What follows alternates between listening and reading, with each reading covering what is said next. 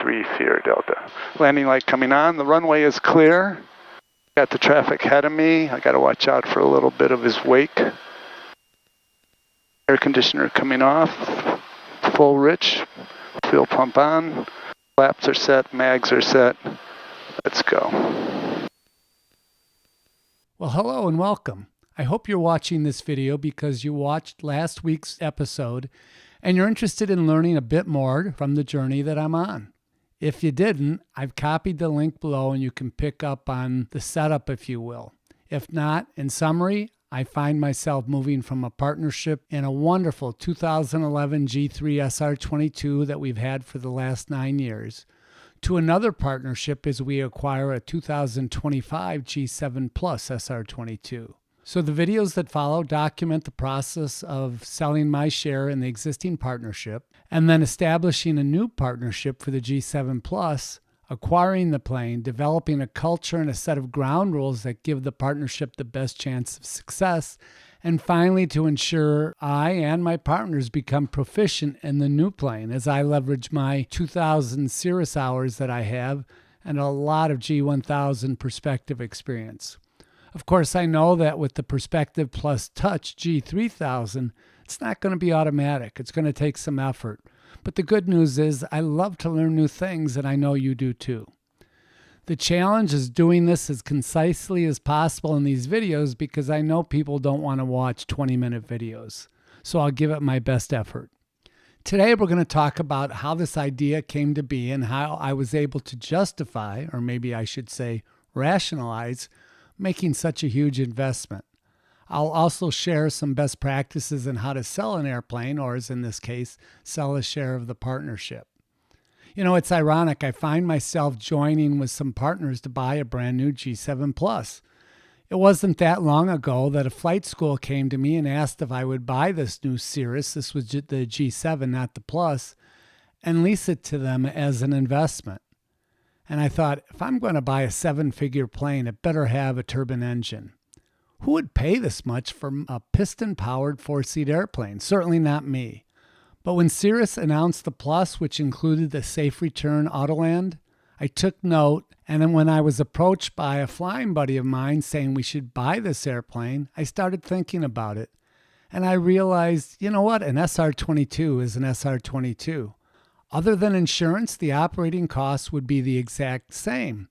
So the only issue I had to think through was the acquisition cost. This is where my pilot rationalization engine kicked in. So as I started to think through the numbers, it occurred to me that if we have 4 partners, then my operating expenses that are now shared with the 3 of us, they'll actually go down on a per-person basis, and that's pretty cool. And since this airplane will have a 5-year warranty and includes 3 years of maintenance, I'll be saving additional money that would be spent on that operating expense throughout the year. And with those attributes, it should also help the airplane to hold its value. So now I started to think that in reality, or at least in my head, this will be more like an interest-free loan until I sell the plane. And with the happiness and experience I get from flying the plane, my ROI will be seen in the smile on my face. Now, I did have a concern, and that was, could we make this work with a 4-person partnership? I've seen friendships ruined by airplane partnerships. And we all know in any partnership, it's easy to be a good partner when things go right. But when things go wrong, only the best partnerships survive. And like a marriage, it's not always easy. The partners need to be aligned in so many areas: financial, mission and schedule compatibility, maintenance philosophy, and a commitment to cockpit excellence and safety. At its very core, 3 values have to be present to make it work, and those are trust, empathy, and open communication. There's enough drama in life, and the airplane should be a source of calm and happiness. For example, one of my original partners in my G3 SR22 and I have formed a very strong friendship over the last decade. We've both become better pilots, and when we fly together, we operate as one, even if our passengers are somewhat taken aback by our good-natured banter. We've been told that we should charge admission for the show, or at least put a YouTube channel on. Maybe we'll consider that one day. These other two partners that will be joining me are good friends, and I hope and believe no major issues will arise. It also helps that two of the partners are out of town half of each year, so that will reduce the stress on the partnership a bit as well. So with the plane and the partners identified, we next had to determine if a plane would be available in a timely fashion. If this was going to be one of those 18 to 24 month waiting periods, we would not move forward. So a call to Cirrus found a local slot holder needing to move his slot to a later on date, so we said we'd take it. We received a copy of the contracts and each partner reviewed. We had then an internal review before going back to the sales director with additional questions. It was a very smooth and quick process leading to our execution of the contract and a down payment made. This was really becoming real. Matter of fact, we were so excited, two of us flew up to Duluth to experience the Wednesday 1 p.m. factory tour, but disappointed to find that our plane was already out of the main factory and on to prime and paint. By the way, a little aside here, no pictures are allowed during the tour, and we were not given access to other buildings.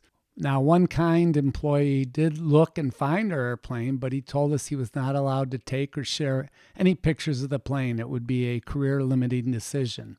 They're very strict on that policy, which is understandable, and we respected the rules. I'll put a link below to an older but accurate AvWeb video that tours the manufacturing process. I think you'll enjoy it. So next was selling my share in the existing partnership. Now, we agreed to go that route because the remaining partner loves the plane as much as we do and didn't want to be forced to selling her. So the two leaving partners made a commitment to make that happen. Now, selling shares is harder than selling the plane as you have a limited geographic area that you can play with to find qualified buyers. There are other things going on, so we had to be smart about how we engage with people and how to determine if they were qualified. As I spent the better part of my 50-year career in sales and sales management, I understand that selling high-value assets is much more than listing an item for sale and responding to inquiries. Rather, it's more about helping a person who values the asset to buy that asset. So without giving you a course on selling, let me paraphrase Ted Levitt, the Harvard Business Review editor-in-chief from 1960. Yes, I'm going back a bit. But he wrote a paper called Marketing Myopia. And one of the key concepts was that when a person buys a drill, they are really buying holes. They don't need a drill. They need holes so they can build a bookcase, a house, or whatever. And in the case of an airplane, someone isn't buying an airplane. They're buying an experience, a destination, or a result. Maybe they think they're buying a time machine.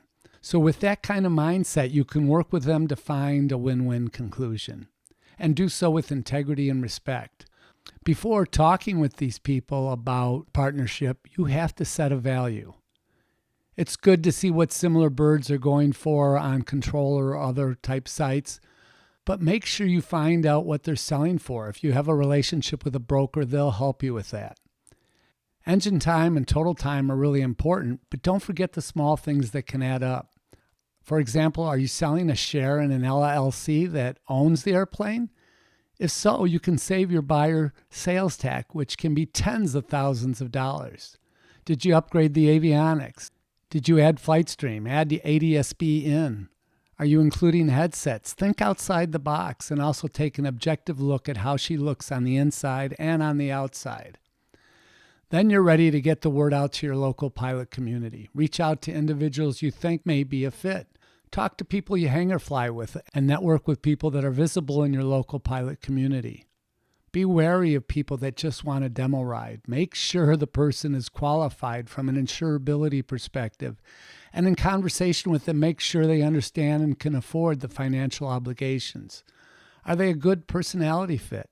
Is the airplane location good for them? What is their philosophy on maintenance? For instance, on important but non-airworthy items, are they willing to make the investment? Do they fit with the partnership? And so on and so forth. Give your remaining partner or partners an opportunity to meet and determine if that fit is good. Understanding a suitable partner may not be found, at some point it's possible the plane will have to be sold. Make sure your existing partnership has an agreement on how to end the organization on a voluntary or non-voluntary basis. Each of you needs to agree on what that process looks like. If you find a good potential partner, play an active role in driving the process to its natural conclusion. In our case, we both found good partners to take our place. They were presented to and accepted by the remaining partner, and everyone seems to be getting along great. It's fun to see them know the joy I had in the plane, but it also makes me miss my plane. Selling a share of an airplane can be a stressful and difficult part of the process. Much of the stress comes from the understanding that those dollars will be needed for the purchase of the new plane. It's like selling one house to be able to get a new one. The good news is that pilots love to talk airplanes, so the conversation should be easy and enjoyable. Then once sold, the stress will be gone. You can focus on the all-important work to establish a strong foundation for the new partnership. And that is the topic for next week's episode. I hope you'll join us. In the meantime, let me know if you have any questions, and until next time, blue skies and tailwinds.